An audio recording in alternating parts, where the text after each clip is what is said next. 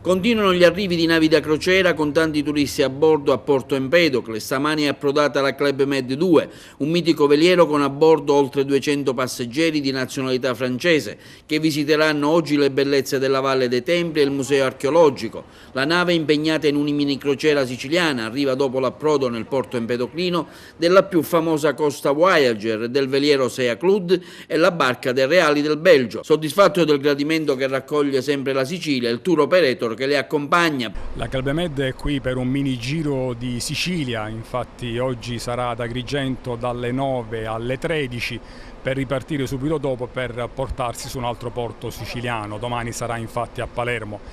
La Sicilia è una destinazione molto richiesta dal pubblico francese, in particolare da questa nave, per cui ben 3 scali, vi sarà poi anche Siracusa, saranno qui in Sicilia. Porto Empedocle e la Valle dei Templi è una destinazione richiesta dai turisti che sono sempre alla ricerca di nuove mete, così come le compagnie di navigazione che cercano di offrire sempre luoghi nuovi ai loro affezionati clienti.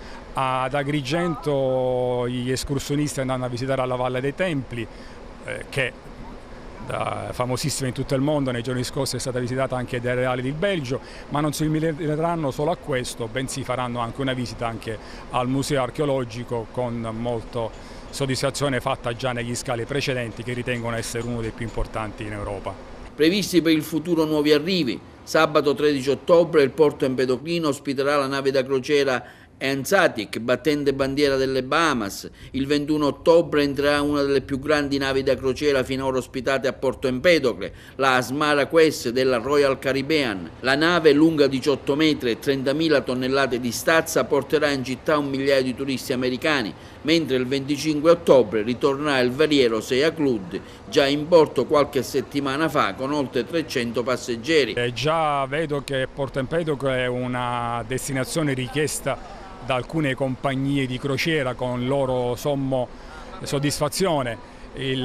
Probabilmente ci sarà ancora da rifare qualche lavoro per rendere possibile l'attracco delle barche, delle navi con maggiore pescaggio, ma vedo che le cose stanno andando per il verso giusto, perché già la Costa Crociere ha fatto uno scalo qui quest'anno e c'è l'ottima possibilità che possa fermarsi stabilmente nella prossima stagione qui.